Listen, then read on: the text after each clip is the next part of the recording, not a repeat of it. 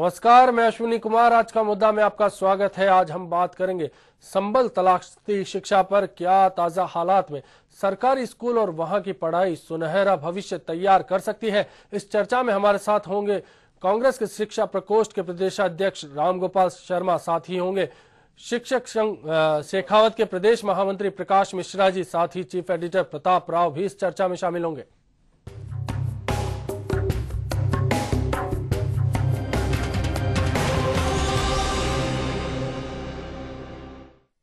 दरअसल सरकारी स्कूलों में पढ़ाई के स्तर की हकीकत आंकने के लिए संबलन कार्यक्रम के तहत अफसरों को आकस्मिक निरीक्षण के निर्देश दिए गए थे। जैसे ही जायजा लिया गया तो पोल भी खुल गई। क्या रहा मामले में, आइए देखते हैं।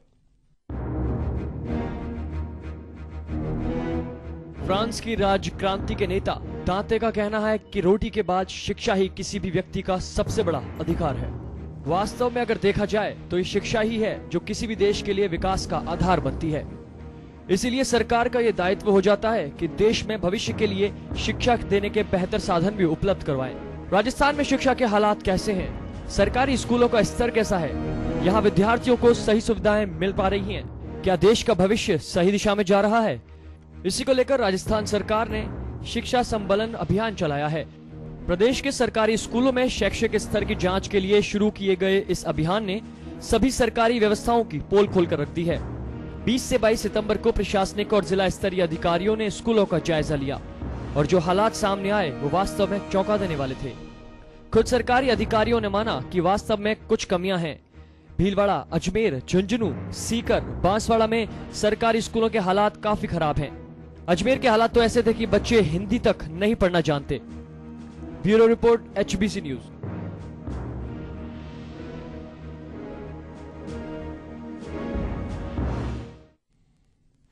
चलिए आपको दिखाते हैं कि टोंक के हालात कैसे हैं, जहां कलेक्टर ने जायजा लेने के बाद माना कि तीसरी से 5वीं कक्षा की स्थिति सही नहीं है।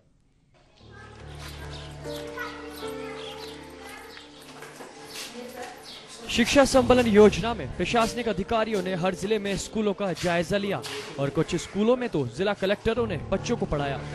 डॉक्टर साहब अचानक सुबह प्रार्थना के बाद आए थे। प्रार्थना हो चुकी थी, 7:15 स्टार्ट हो गया था स्कूल। कलेक्टर साहब ने पूछा, मैंने कहा 7:15 स्टार्ट हो गया था सर स्कूल। 8 बजे कलेक्टर साहब आए, प्रार्थना हो चुकी थी, बच्चे क्लासों में थे। आते ही वो कार्यालय में आए, उन्होंने विद्यालय की जानकारी ली और सभी पे उनको सभी जानकारी उनको पूर्ण रूप से दे दी गई जो उन्होंने मांगी और वो इस जानकारी से संतुष्ट थे। टोंक के जवाली गांव में बालिका विद्यालय में टोंक जिला कलेक्टर मुक्तानंद अग्रवाल अचानक पहुंच गए और तीसरी कक्षा से लेकर 5वीं कक्षा तक की छात्राओं को एक अध्यापक की तरह पढ़ाया। अब क्या लग रहा है कि स्कूल में और ज्यादा सुधार होगा? हाँ, बहुत ज्यादा सुधार होगा। साहब यहाँ पे आज जिला कलेक्टर आए हैं तो स्कूल में ये देख रहे हैं, छानबीन कर रहे हैं।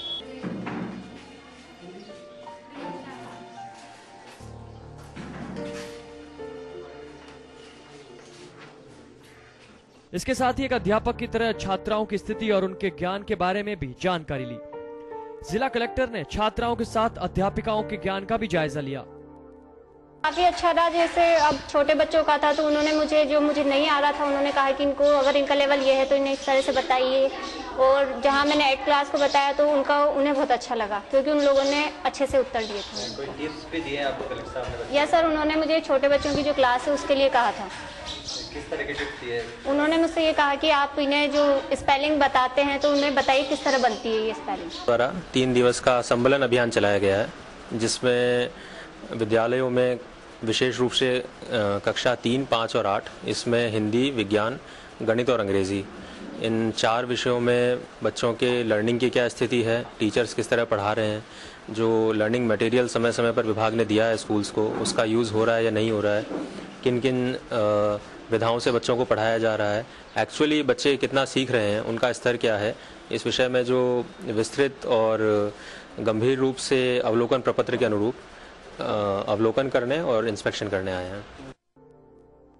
इसे राजस्थान और केंद्र सरकार द्वारा हर साल स्कूली शिक्षा पर खर्च किए जाने वाले अरबों के बजट के बाद भी स्कूली शिक्षा के हालातों की मॉनिटरिंग से जोड़कर देखा गया है। इस अभियान को राजस्थान और केंद्र सरकार द्वारा हर साल स्कूली शिक्षा पर खर्च किए जाने वाले अरबों के बजट के बाद भी स्कूली शिक्षा के हालातों की मॉनिटरिंग से जोड़कर देखा गया है। HBC न्यूज के लिए टोंक से रवि टेलर की रिपोर्ट। टोंक की स्कूल के हालात देखे, वहां कलेक्टर ने भी माना कि तीसरी से 5वीं कक्षा की हालात ठीक नहीं है। आपको बता दें कि प्रदेश में 94,000 स्कूल हैं, करीब 20,000 स्कूलों को इस अभियान के लिए चुना गया। वहीं जो तमाम तस्वीरें सामने आई काफी चौंकाने वाली थी। हमारे साथ हैं शिक्षक नेता और शिक्षक संघ शेखावत के प्रदेश महामंत्री जी प्रकाश मिश्रा जी। प्रकाश जी, जिस तरह के हालात सामने आए, संबलम अभियान की अगर बात की जाए, सरकार कहती है कि प्रदेश सरकार कहती है कि हम अपने बजट का 6% हिस्सा शिक्षा पर खर्च करते हैं। क्या संबलम अभियान के बाद लगता है कि वो पैसा सार्थक है? वस्तुतः ये जो संबलन अभियान है, ये एक शुरुआत, अच्छी शुरुआत है। इसमें ये जायजा लिया गया कि हमारी धरातलीय स्थिति क्या है। प्रश्न ये उठता है कि संबलन के आधार पर जो परिणाम आए हैं वो हालात क्यों हुए। यदि हम इसके गहराई में जाएंगे तो पता लगेगा कि संबलन होना चाहिए शिक्षा विभाग के प्रशासन का, विद्यालय का और शिक्षक का। मैं आपको ध्यान दिलाना चाहूं कि आज राजस्थान में 1,13,000 थर्ड ग्रेड के टीचर्स के पद रिक्त हैं। अपने जयपुर जिले में विराटनगर, जयपुर पश्चिम जो शहर में आता है, वहां 6 विद्यालय शिक्षक विहीन है, शिक्षक ही नहीं है। दूदू में 13 विद्यालय शिक्षक विहीन है, सांगानेर में 2 विद्यालय शिक्षक विहीन है, शाहपुरा में 13 में 1 शिक्षक है, सांगानेर में 11 विद्यालयों में 1 शिक्षक है, दूदू में 45 में 1 है। प्रकाश जी, सवाल ये उठता है, आप शिक्षकों की कमी की बात कर रहे हैं, लेकिन जहां शिक्षक है वहां भी क्या हालात हैं? वहां सबसे बड़ी बात है कि सरकार ने एक प्रयास तो शुरू किए, कम से कम इस बात की जांचने की कोशिश शुरू की है आखिर में जहां शिक्षक हैं वो क्या कर रहे हैं। शिक्षक जहां हैं वहां छात्रों की स्थिति क्या है, क्योंकि देखने में ये आया है आमतौर पर, इसलिए सरकारी अमले को जाना पड़ा, देखना पड़ा कि आखिर में शिक्षक जिन स्कूलों में जा रहे हैं उन स्कूलों में, सरकारी स्कूलों में ज्यादातर ये कि बड़े जो लोगों के बच्चे सरकारी स्कूलों में नहीं जाते हैं, यहां तक कि शिक्षकों के बच्चे भी उन सरकारी स्कूलों में नहीं पढ़ते हैं। आमतौर पे गरीब और पिछड़े जो लोग हैं उन्हीं के बच्चे आते हैं।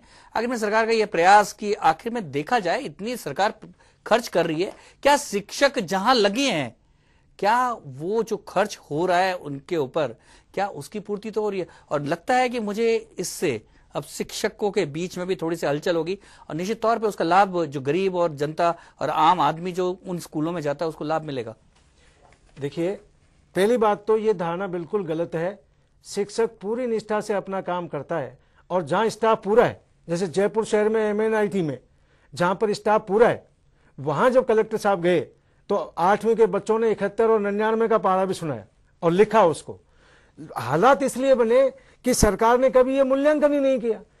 3 साल से 4 साल से हमारे माननीय मुख्यमंत्री जी घोषणा कर रहे हैं, कभी कहते हैं 80,000 भर्ती करेंगे, 56,000 भर्ती करेंगे। और लेकिन प्रकाश जी ये सवाल उठता है कि पहले भी जब बोर्ड के जब रिजल्ट आते हैं तो देखा जाता है कि सरकारी स्कूलों पे तमाम खर्च करने के बावजूद भी उनके रिजल्ट काफी डाउन रहते हैं। जाके अगर देखा जाए कि प्रति शिक्षक या प्रति विद्यार्थी खर्च के हिसाब से देखा जाए शिक्षकों के ऊपर, वो निजी स्कूलों से ज्यादा है। उसके बावजूद भी जब बोर्ड के रिजल्ट आते हैं सरकारी स्कूल पीछे रहते हैं। क्या कारण है? बोर्ड के रिजल्ट में कारण यह है, आपको मैं ऐसे 9 क्रमोन्नत और कई ऐसे स्कूल गिना सकता हूं जो प्राइमरी, अपर प्राइमरी, जो पंचायत राज के टीचर्स हैं, एलिमेंट्री के, उनके हवाले हैं।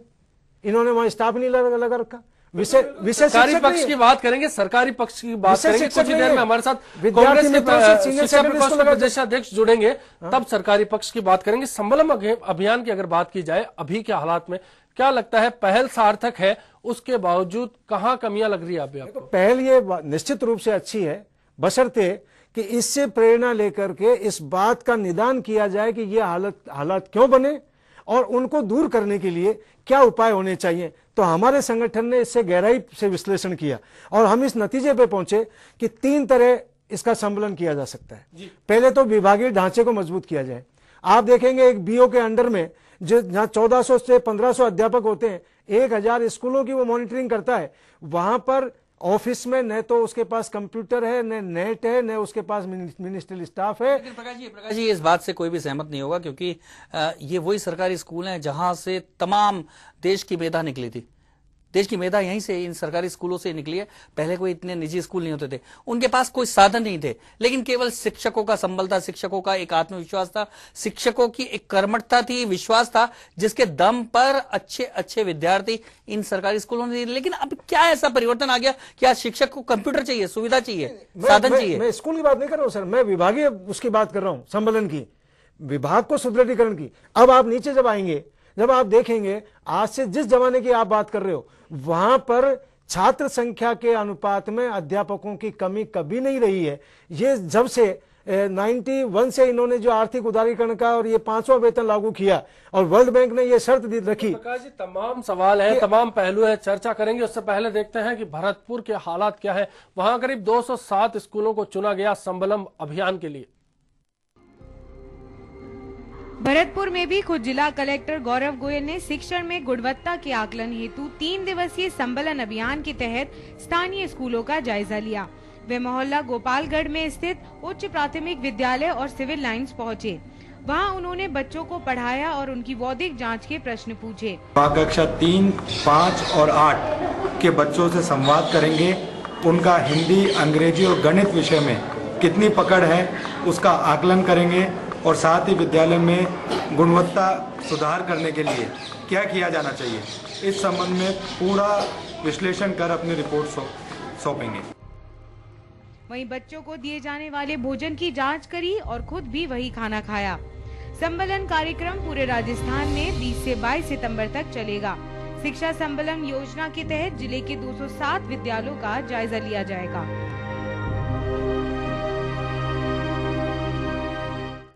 संबलन तलाशती शिक्षा पर हमारी नजर रहेगी, चर्चा जारी रहेगी। वक्त है एक ब्रेक का, जल्द लौटेंगे।